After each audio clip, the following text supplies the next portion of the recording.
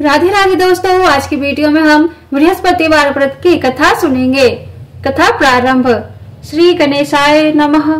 एक समय की बात है कि भारतवर्ष में एक राजा राज्य करता था। वह बड़ा ही प्रतापी और दानी था। वह नित्य प्रति मंदिर में दर्शन करने जाता था। वह ब्राह्मण और गुरु की सेवा किया करता था।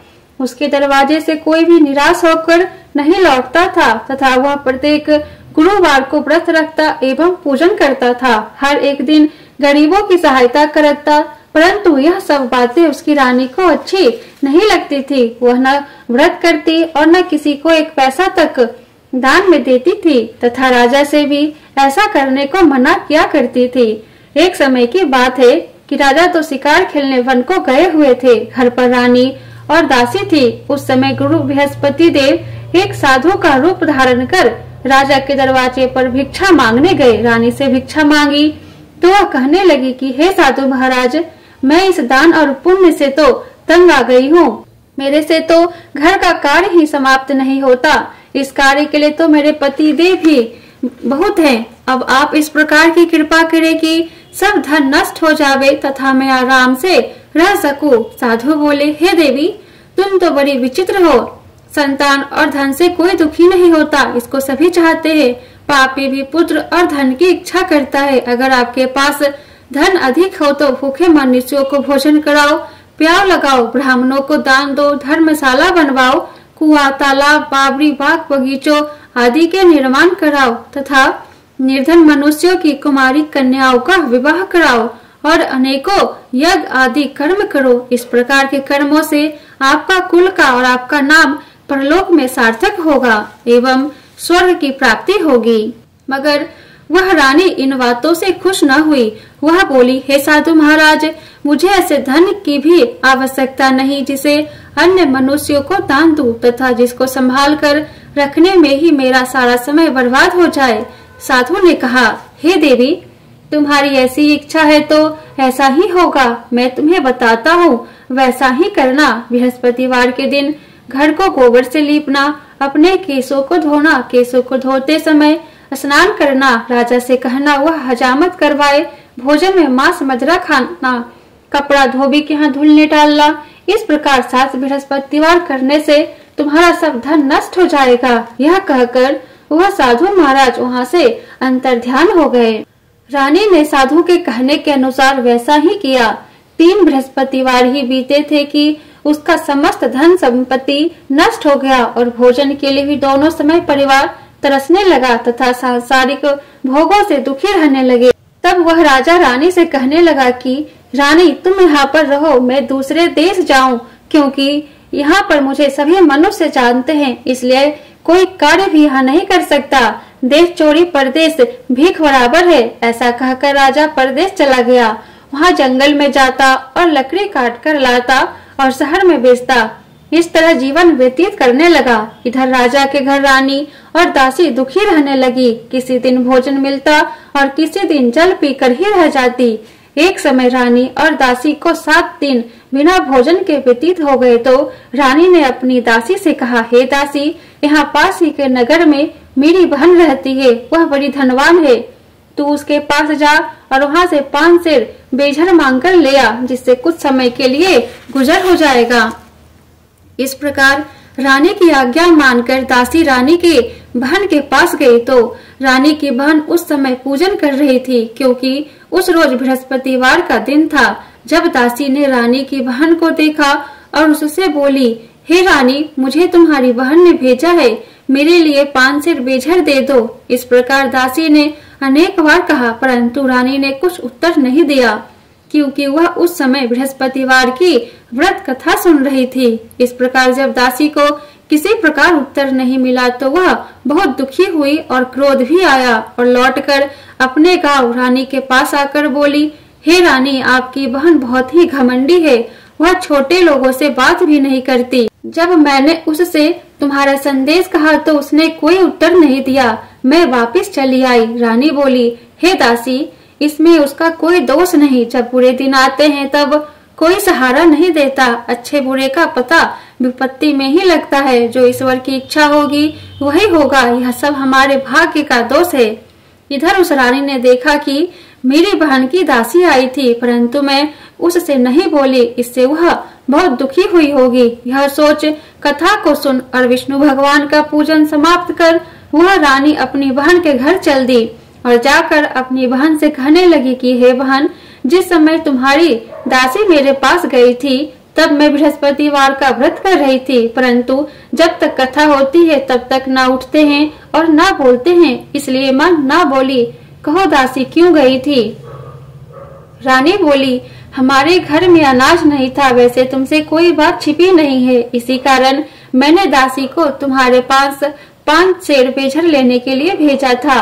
रानी बोली, बहन, बृहस्पति भगवान सबकी मनोकामना पूर्ण करते हैं, देखो शायद तुम्हारे घर में अनाज रखा हो।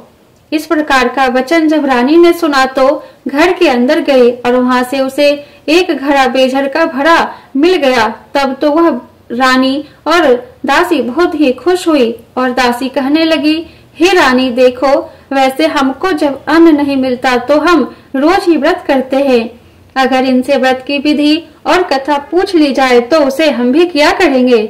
तब उस रानी ने अपनी बहन से पूछा कि हे बहन, बृहस्पतिवार के व्रत की कथा कैसे है तथा वह व्रत कैसे करना चाहिए? रानी की बहन ने कहा, इस व्रत में चने की दाल मुनक्का से विष्णु भगवान का केले की जड़ में पूजन करे तथा दीपक जलावे, पीला भोजन करे तथा कहानी सुने। इस प्रकार करने से गुरु भगवान प्रसन्न होते हैं, अन्न पुत्र धन देते हैं और मनोकामना पूर्ण करते हैं। इस प्रकार रानी और दासी दोनों ने निश्चय किया कि बृहस्पति भगवान का पूजन जरूर करेंगे।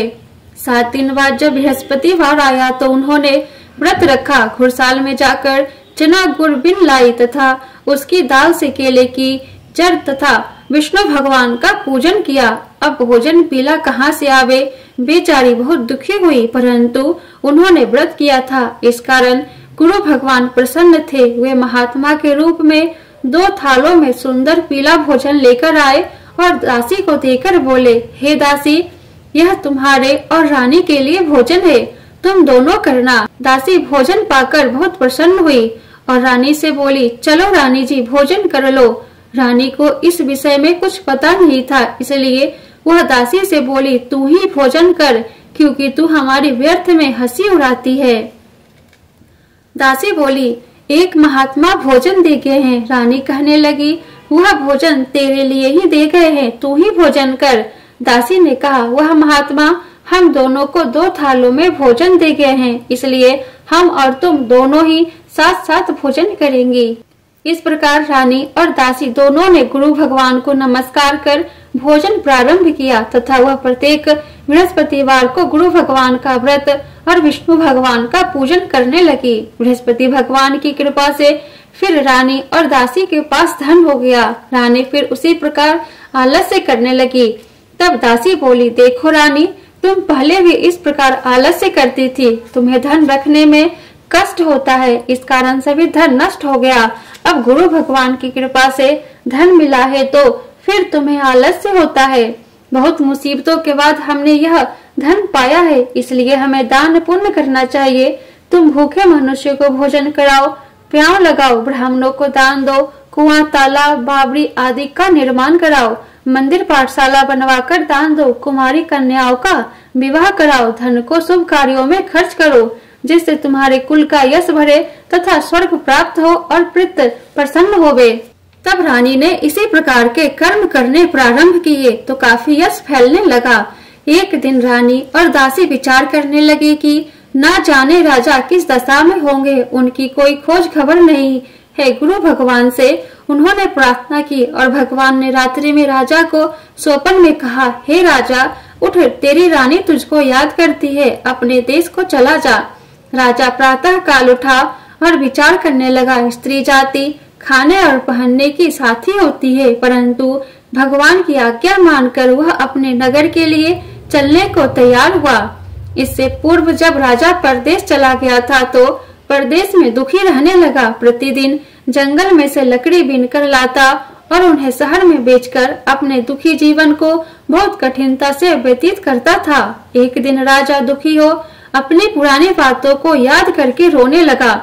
तब उस जंगल में बृहस्पति देव एक साधु का रूप धारण कर आए और राजा के पास आकर बोले, हे लकड़हारे, तुम इस सुनसान जंगल में किस चिंता में बैठे हो, मुझको बतलाओ। यह सुन राजा के नेत्रों में आंसू भर आए और साधु की वंदना कर बोला, हे प्रभु, आप सब कुछ जानने वाले हो। इतना कहकर साधु को अपनी संपूर्ण कहानी सुना दी। महात्मा दयालु होते हैं। वे राजा से बोले, हे राजा, तुम्हारी स्त्री ने बृहस्पति देव का अपराध किया था, जिस कारण तुम्हारी यह दशा हुई। अब तुम किसी प्रकार की चिंता मत करो, भगवान तुम्हें पहले से अधिक धन देगा। देखो, तुम्हारी स्त्री ने बृहस्पतिवार का व्रत प्रारंभ कर दिया है और तुम मेरा कहा मानकर बृहस्पतिवार का व्रत करके चने की दाल, गुड़ और जल को लोटे में डालकर केले का पूजन करो।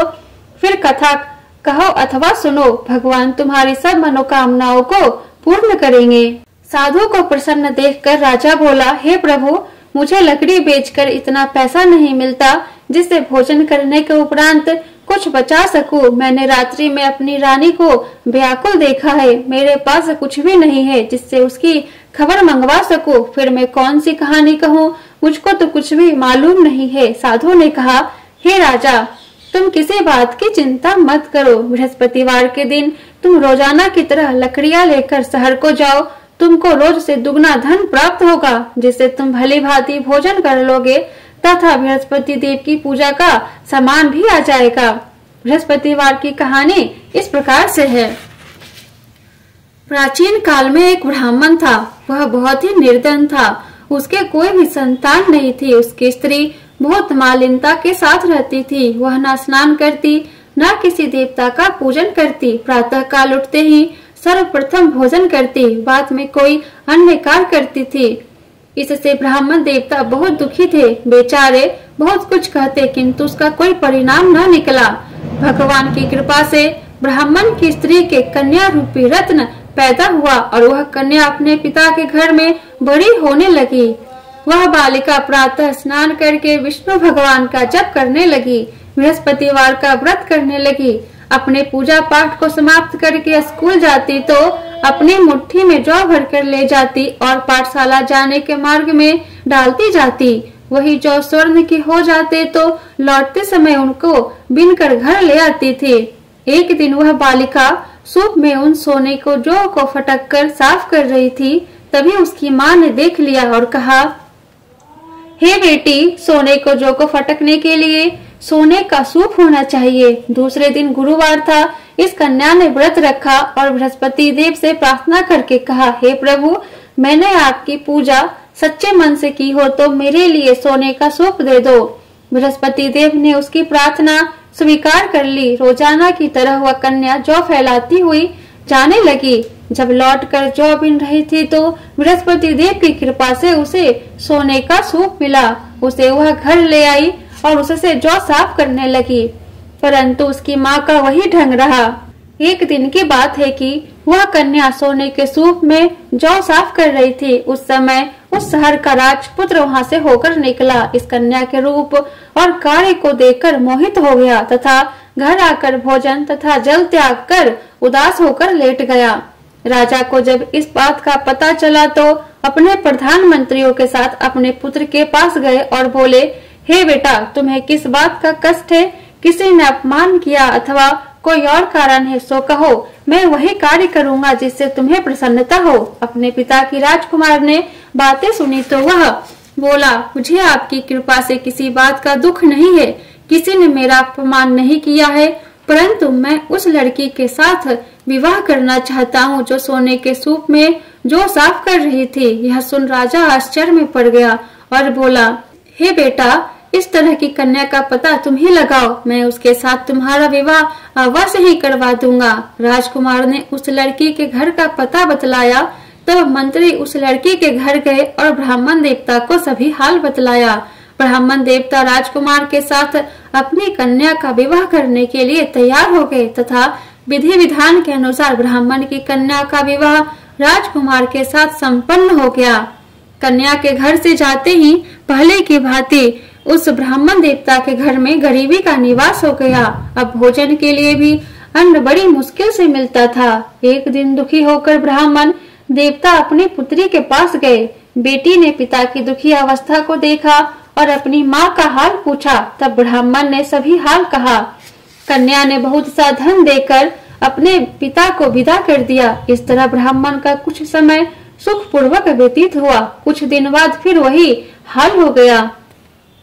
ब्राह्मण फिर अपनी कन्या के यहाँ गया और सभी हाल कहा तो लड़की बोली, हे पिताजी, आप माताजी को यहाँ ले आओ, मैं उन्हें वह विधि बता दूंगी जिससे गरीबी दूर हो जाए। वह ब्राह्मण देवता अपनी स्त्री को साथ लेकर पहुँचे तो पुत्री अपनी माँ को समझाने लगी, हे माँ, तुम प्रातः काल उठकर प्रथम स्नान आदि करके विष्णु भगवान का पूजन करो तो सब दरिद्रता दूर हो जाएगी। परंतु उसकी माँ ने एक भी बात नहीं मानी और प्रातः काल उठकर अपनी पुत्री के बच्चों का जूठन खा लेती थी। एक दिन उसकी पुत्री को बहुत गुस्सा आया और एक रात एक कोठरी से सभी सामान निकाल दिया और अपनी माँ को उसमें बंद कर दिया। प्रातः काल उसमें से उसे निकाला तथा स्नान आदि करा के पूजा पाठ करवाया तो उसकी माँ की बुद्धि ठीक हो गई और फिर प्रत्येक बृहस्पतिवार को व्रत रखने लगी। इस व्रत के प्रभाव से उसकी माँ भी बहुत ही धनवान तथा पुत्रवती हो गई और बृहस्पति देव जी के प्रभाव से स्वर्ग को प्राप्त हुई तथा वह ब्राह्मण भी सुख पूर्वक इस लोक के सुख भोग कर स्वर्ग को प्राप्त हुए। इस तरह कहानी कहकर साधु देवता वहाँ से लोप हो गए। धीरे धीरे समय व्यतीत होने पर फिर बृहस्पतिवार का दिन आया। राजा जंगल से लकड़ी काटकर किसी शहर में बेचने गया। उसे उस दिन और दिनों से अधिक धन मिला। राजा ने चना गुड़ आदि लाकर बृहस्पति देववार का व्रत किया। उस दिन से उसके सभी कलेश दूर हुए। परंतु जब दोबारा गुरुवार का दिन आया तो बृहस्पतिवार का व्रत करना भूल गया। इस कारण बृहस्पति भगवान नाराज हो गए। उस दिन उस नगर के राजा ने विशाल यज्ञ का आयोजन किया तथा शहर में यह घोषणा करा दी कि कोई भी मनुष्य अपने घर भोजन न बनावे तथा आग भी न जलावे। समस्त लोग मेरे यहाँ भोजन करने आवे। इस आज्ञा को जो न मानेगा उसके लिए फांसी की सजा दी जाएगी। इस तरह की घोषणा संपूर्ण नगर में करवा दी गई।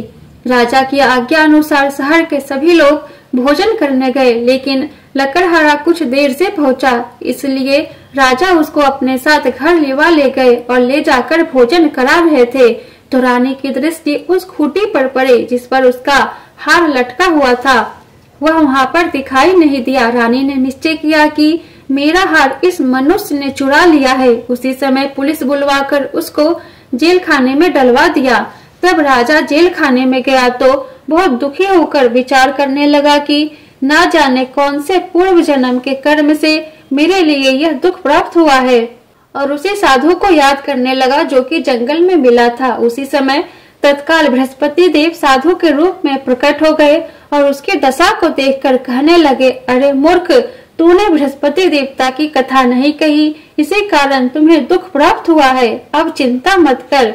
बृहस्पतिवार के दिन जेल खाने के दरवाजे पर 4 पैसे पड़े मिलेंगे, उनसे तू बृहस्पति देव की पूजा करना, तेरे सभी कष्ट दूर हो जाएंगे। बृहस्पतिवार के रोज उसे 4 पैसे मिले। राजा ने कथा कही। उसी रात्रि को बृहस्पति देव ने उस नगर के राजा को स्वप्न में कहा, हे राजा, तुमने जिस आदमी को जेल खाने में बंद कर दिया है वह निर्दोष है, वह राजा है, उसे छोड़ देना। रानी का हार उसी खूंटी पर लटका हुआ है। अगर तू वैसा नहीं करेगा तो मैं तेरे राज्य को नष्ट कर दूंगा।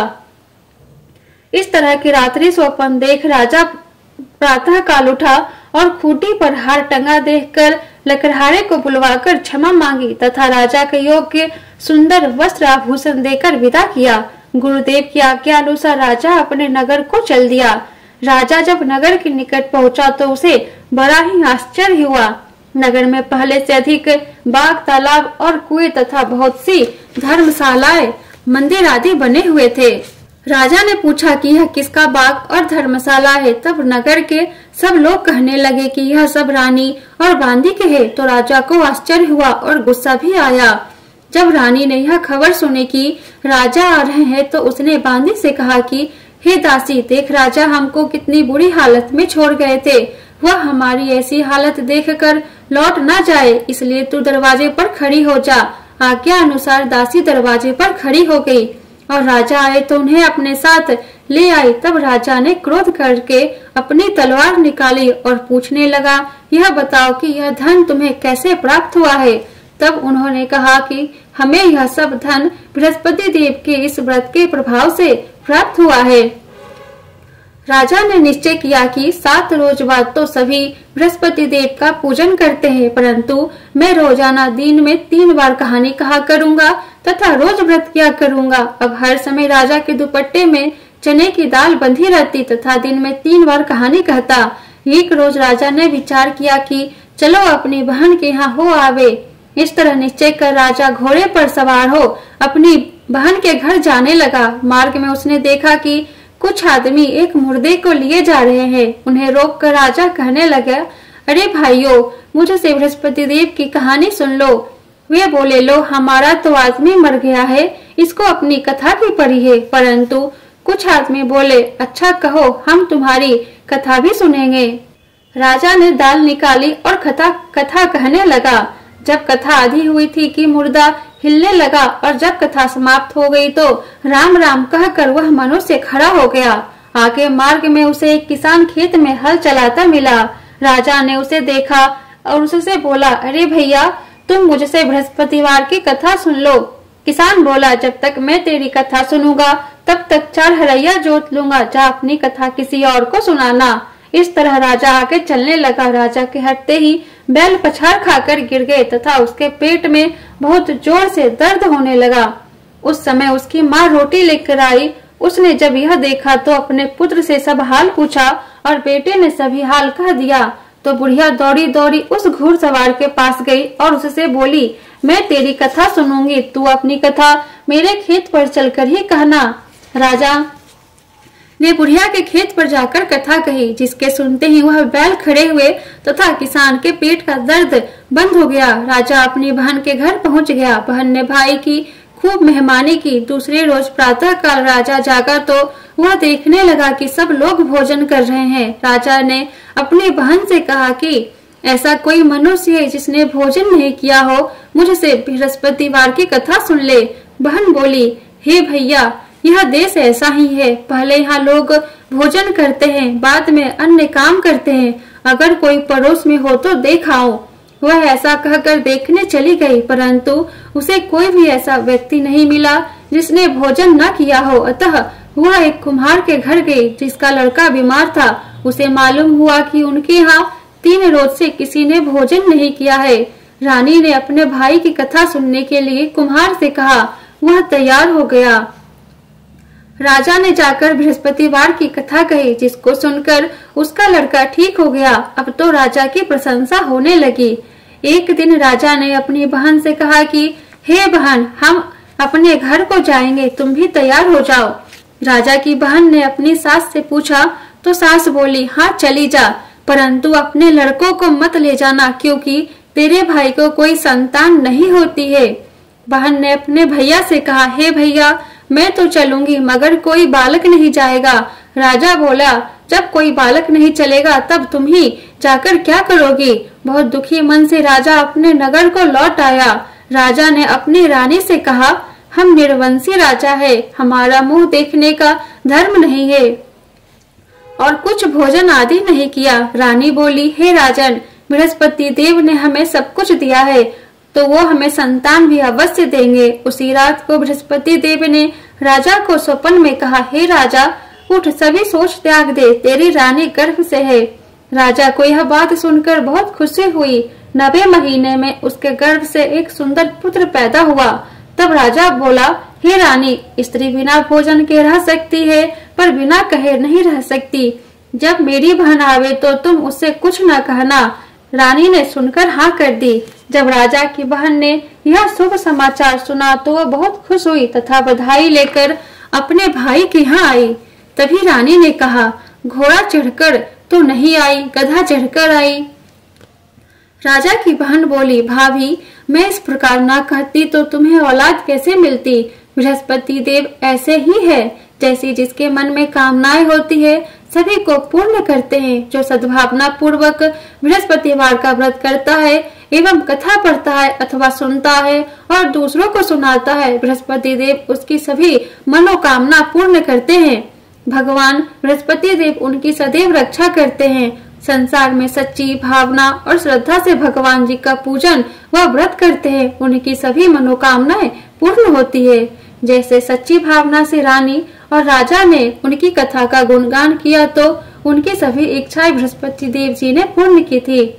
इसलिए सबको कथा सुनने के बाद प्रसाद लेकर जाना चाहिए। हृदय से उनका मनन करते हुए जयकारा बोलना चाहिए। बोलो बृहस्पति देव की जय, विष्णु भगवान की जय। इति बृहस्पतिवार की कथा समाप्त। ओम जय बृहस्पति देवा, स्वामी जय बृहस्पति देवा। छिन छिन भोग लगाऊं, छिन छिन भोग लगाऊं, कदली फल मेवा। ओम जय बृहस्पति देवा, स्वामी जय बृहस्पति देवा। तुम पूर्ण परमात्मा, तुम अंतर्यामी, स्वामी तुम अंतर्यामी। जगत पिता जगदीश्वर, जगत पिता जगदीश्वर, तुम सबके स्वामी, प्रभु तुम सबके स्वामी। ओम जय बृहस्पति देवा, स्वामी जय बृहस्पति देवा। चरणामृत निज निर्मल, सब पातक हरता, स्वामी सब पातक हरता। सकल मनोरथ दायक, सकल मनोरथ दायक, कृपा करो भरता। ओम जय बृहस्पति देवा, स्वामी जय बृहस्पति देवा। तन मन धन अर्पण कर, जो जन शरण परे, प्रभु जो जन शरण परे। प्रभु प्रकट तब होकर, प्रभु प्रकट तब होकर, आकर द्वार खड़े। ओम जय बृहस्पति देवा, स्वामी जय बृहस्पति देवा। दीन दयाल दयानिधि, भक्तन हितकारी, प्रभु भक्तन हितकारी। पाप दोष सब हरता, पाप दोष सब हरता, भव बंधन हारी। ओम जय बृहस्पति देवा, स्वामी जय बृहस्पति देवा। सकल मनोरथ दायक, सब संशय हारी, प्रभु सब संशय हारी। विषय विकार मिटाओ, विषय विकार मिटाओ, संतन सुखकारी। ओम जय बृहस्पति देवा, स्वामी जय बृहस्पति देवा। जो कोई आरती तेरी प्रेम सहित गावे, स्वामी प्रेम सहित गावे। ज्येष्ठानंद बंद सो निश्चय पावे। ओम जय बृहस्पति देवा, स्वामी जय बृहस्पति देवा। बोलो विष्णु भगवान की जय, बृहस्पति भगवान की जय।